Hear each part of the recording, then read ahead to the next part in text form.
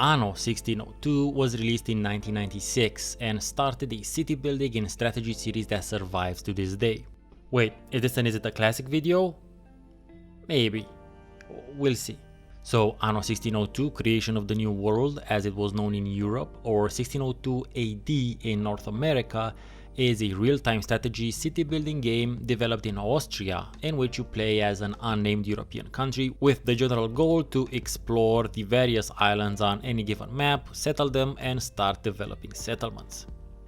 There are various challenges you have to contend with, from the increasing needs for more diverse and exotic products from your inhabitants to creating trading relationships with the other countries or native settlements on the map, dealing with pirates, as well as the odd natural disaster.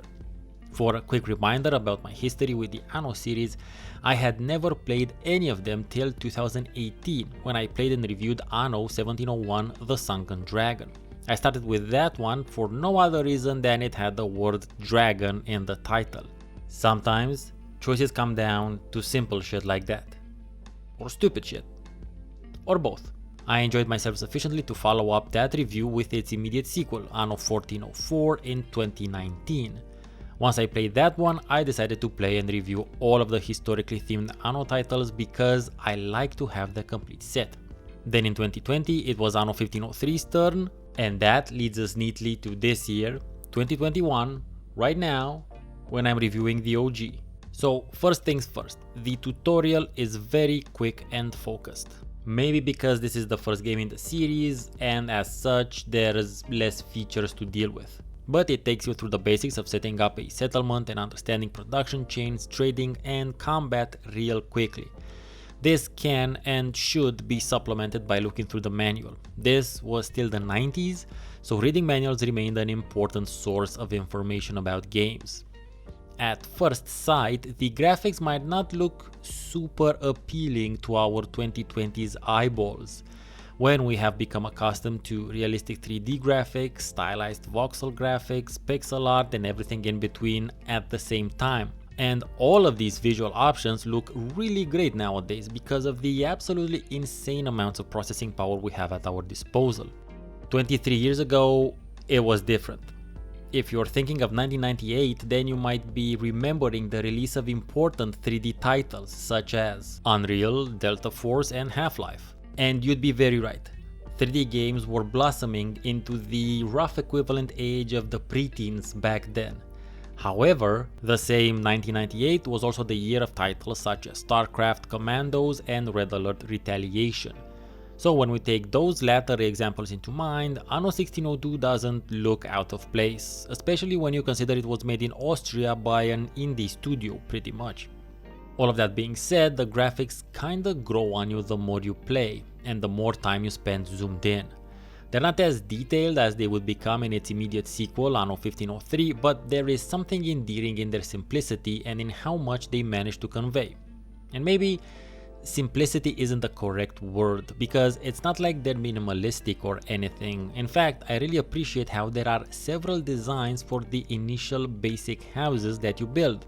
This is a feature that doesn't exist even in many current day city builders, so having this game from 1998 offer this sort of visual diversity is not just surprising but astounding, seeing as how none of the Impressions games at the time did that. And the house evolutions are also very different and interesting as well, birthing settlements that don't look as monolithic as they would get to look like in later installments. Something that has become such a part of daily gaming life that we don't even think twice about it is the mouse scroll wheel and its uses, whether we use it to scroll through menus or to zoom in and out of maps. Nowadays, it's the most basic bitch of features, and it is one thing that is completely missing from Anno 1602. And even though I was half expecting it, it takes some time to get used to the lack of such a common sense feature nowadays. Zooming in and out, as well as the game speeds, are hotkeyed to the F number keys. F2, 3 and 4 will progressively zoom you in, while F5, 6 and 7 stand for normal, double and quadruple speed.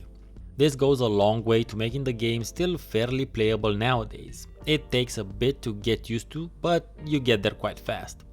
Music and sound effects are good, but the effects in particular can get a bit repetitive, and there's always a gigantic difference in sound volume whenever you get a video playing.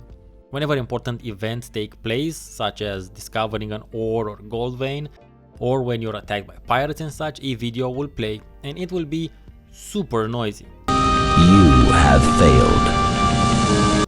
I don't know if that's a thing because of the GOG version, or it's just on my machine or what, but it is annoying.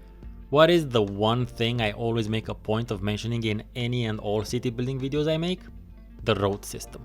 And I gotta say, roads are not as crucial in Anno 1602 as they will become in the upcoming sequels, especially when it comes to houses.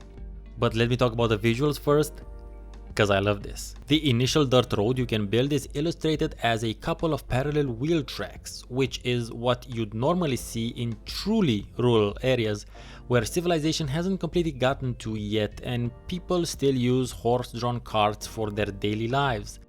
But they've been outfitting them with car tires for a while now. This is very much a daily occurrence in many Romanian villages and towns and cities.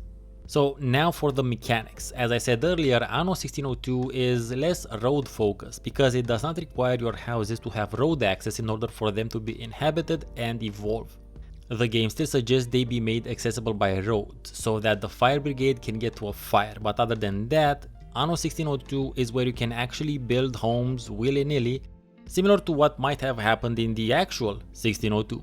The fire threat I'm talking about is pretty real though, and you can get in some difficult situations if you build densely packed houses and one of them catches fire like I did, and then this happens.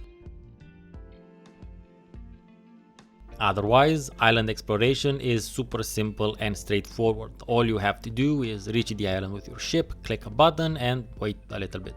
Setting up automatic trade is similarly a pretty simple endeavor. However, on the maps where free traders exist, the money-making potential from automated trade routes is limited due to the amount of demand constantly varying because of the aforementioned free traders. On the maps where pirates exist, things can get dicey if you're not super careful and lose your initial ship early in the game. I learned that ye olde the hard way, but then I realized that being completely zoomed out with F2 will allow you to quite easily avoid pirate or enemy ships when, for instance, you have only one trading vessel and would like to maintain it in working order. The available campaigns range in what they'll have you do. The introductory ones are the simplest and easiest to engage with, but most of them have a fair bit of challenge in them. The game isn't difficult, but you can build yourself into some potentially not unwinnable situations, but situations in which you'd have to wait a long time to repair whatever you fucked up. So what you need to know in order to avoid this is that you need 120 settlers so that you can then build an iron ore mine and then make your own tools. The game also features combat. And in case you're new here and this is the first Anno video of mine that you see, you may not be aware of my feelings about combat in city building games. Not a fan. I know this series has always been a strategy/simulation type thing from the beginning, obviously. So in that context, it makes sense for it to have combat, but I play it for the city building aspect and that's just how I roll. Thankfully, you can pretty much avoid combat in the continuous play campaign, which is where I spent most of my time with the game. If, however, you want a more custom experience, while the game doesn't have a custom game feature, it does come with the map/campaign editor, which is really simple to use and allows you to set up a custom map fairly quickly. So, is Anno 1602 still worth playing? For me, personally, it was, and here's why. It was and is really interesting to approach a game series that has been going on for 20 plus years in reverse order. It's like a combination of digital archaeology and reverse engineering, because you get to see how mechanics and features evolved in a retro-causal sort of way. Is it a classic though? No. Anno 1404 is definitely the classic title according to my requirements, and for more context on that, please check out my Is It a Classic series. But I can tell you this, a 14-year-old me would have totally loved to have Anno 1602 around about 2000-2001. What are your thoughts on Anno 1602? Have you ever played it? Did you play it 20 something years ago or more recently? If you enjoyed this video, then please make sure you like it and do me a gigantic favor, feed the algorithm and write a comment as well. Checking out my Patreon page would also be highly appreciated if you're in a position to do so. I've been Steven Hansen, thank you very much for watching, have a great rest of your day, and maybe you'll see me next time.